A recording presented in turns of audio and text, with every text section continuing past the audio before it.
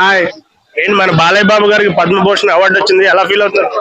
బాలయ్య బాబు గారికి పద్మభూషణ్ చాలా లేట్ గా వచ్చింది అనిపిస్తుంది. ఇంకా చాలా ముందుగానే రావాల్సింది, చాలా లేట్ గా వచ్చింది అనిపిస్తుంది. బట్ ఎనీవే వచ్చినందుకు మాత్రం అభిమానిగా చాలా ఆనందంగా ఉంది.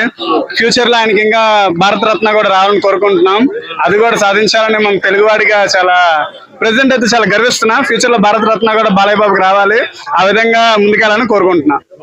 అయితే 4-5 సంవత్సరాల నుంచి బాలయ్య బాబు గారు ఏ హ్యాండ్ ఎక్కడ కాలు పెట్టినా అసలు తిరిగి లేకుండా దూసుకెళ్ళిపోతున్నారు.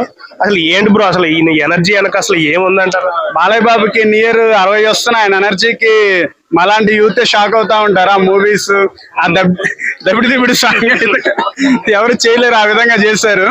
ఆయన ఎనర్జీ, ఆయన నాకు తెలిసి ఆయన మనస్తత్వమే ఎప్పుడు ఎంగుగా ఉంటుంది ఆ మనస్సు. సో దానికి తగ్గట్టు ఆయన అలా ఉంటున్నారు. ఆయనకి రావడం చాలా ఆనందంగా ఉంది. ఆయన ఎప్పుడు అలా ఆనందంతో ఆరోగ్యంగా ఉండాలని ఒక అభిమానిగా కోరుకుంటున్నా. ఇంకా బాగా ముందుకెళ్ళాలని కూడా ఆశిస్తున్నాం.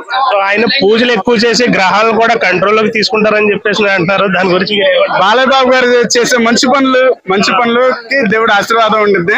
దానికి తగ్గట్టు గ్రహాల మూమెంట్ ఆయన అవి బాగా నమ్ముతారు. దానికి తగ్గట్టే చేస్తారని.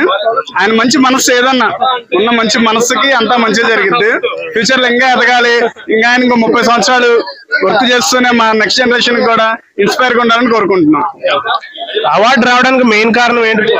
మెయిన్ క్యాన్సర్ హాస్పిటల్ సేవలు ఇంకా చాలా చేస్తారు. ఆయన తెలియకుండా చాలా సేవలు చేస్తారు.